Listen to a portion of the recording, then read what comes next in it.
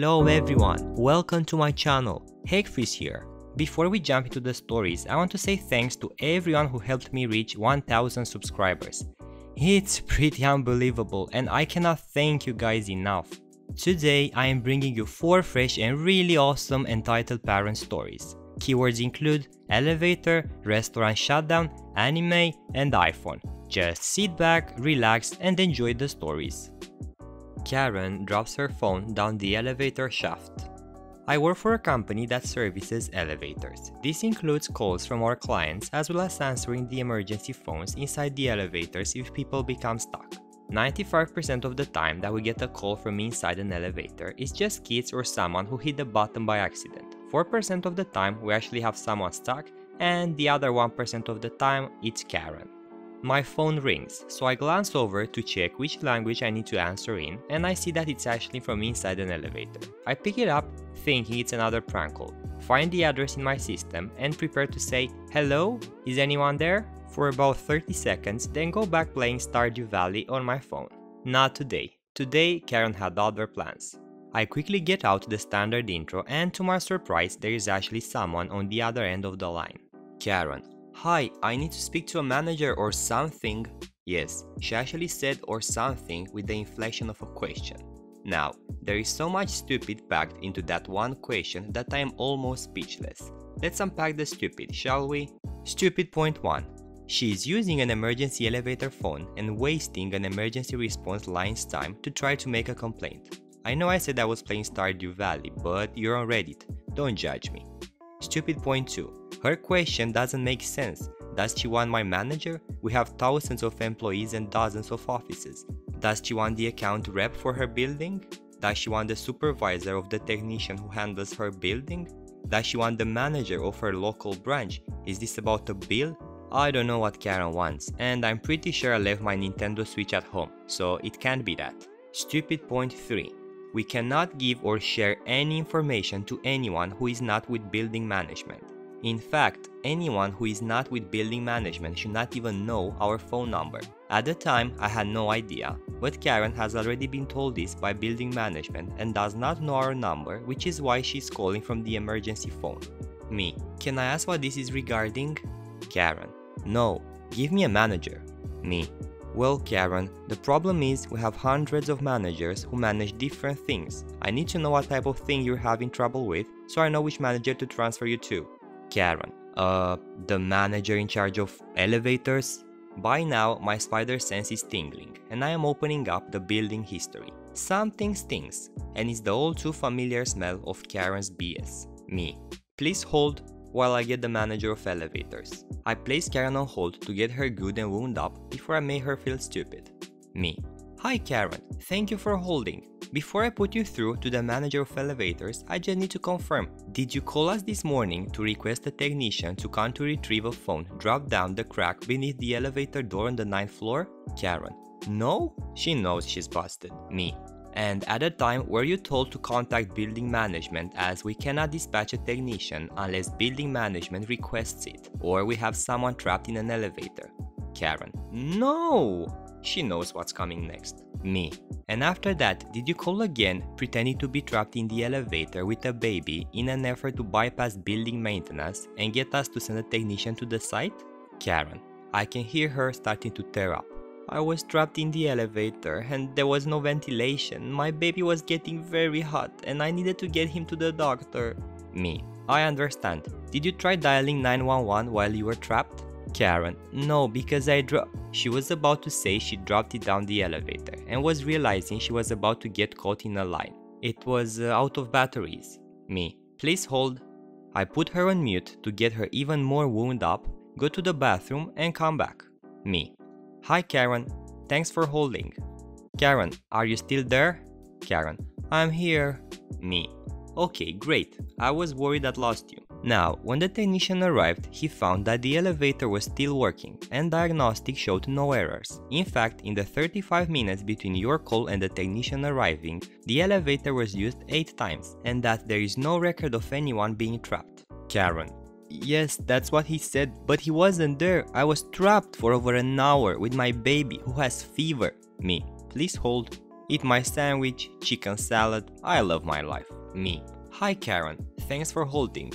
I just need to confirm, when our technician arrived, have you released from the elevator? Were you waiting in the lobby and did you demand he retrieve your phone from the elevator shaft? Karen. Yes. Me. And when he told you to contact building management to get the $900 elevator pit retrieval fee approved, did you begin screaming at him to retrieve your phone immediately or you would get him fired? Karen. Well, I wasn't screaming. Me. And when this happened, who was watching the baby? Karen. What baby? Me. The one you were stuck in the elevator with that had a fever? Karen. Oh, she was upstairs. I put her down.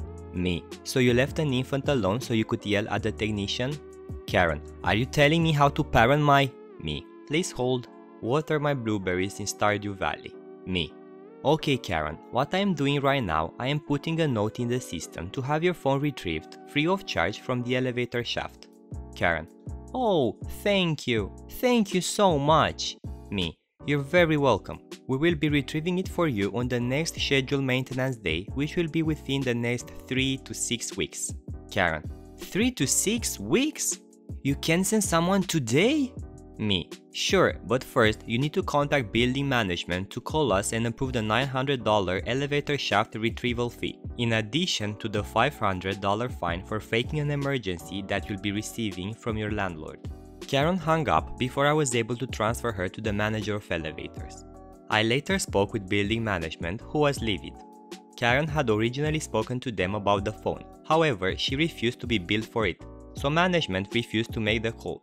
Her baby wasn't sick, in fact it didn't exist, unless her baby is 4 cats.